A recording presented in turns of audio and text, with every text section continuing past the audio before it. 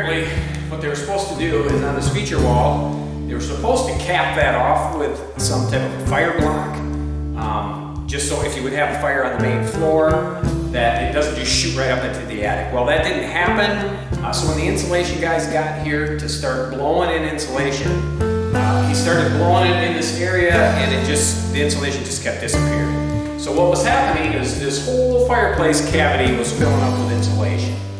So that's a no-no, that can't happen. So what I gotta do now is, you see I took the fireplace out, I've gotta dig all that insulation out of that cavity, clean it up a little bit, and then clean up the fireplace, reinstall that. And then what they did from the top is they put some cardboard up there and then blew insulation on top of the cardboard the way it should have been done in the first place. I'm in the barn right now, and in a minute I'm gonna head up to the house and show you what we got going on with the house project. Check this out right here. Brenda has been working really hard on this. This is a butcher block countertop that we are gonna use for the island.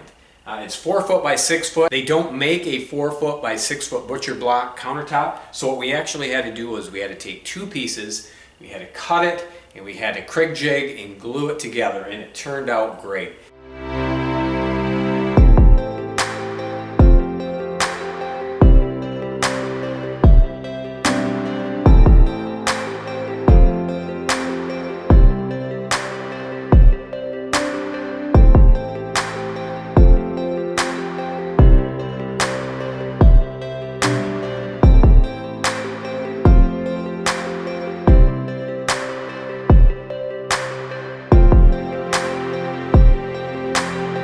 Okay, so I was going to wait till the end of this house project to share this with you guys, but it's turning out really cool, so I'm going to share it with you right now.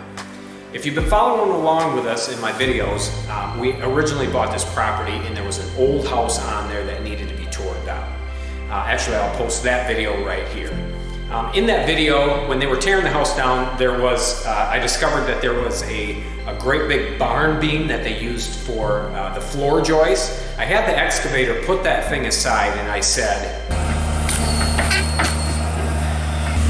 yeah, sure enough, it is an old barn beam. Yeah, we'll see once, maybe we can use this thing.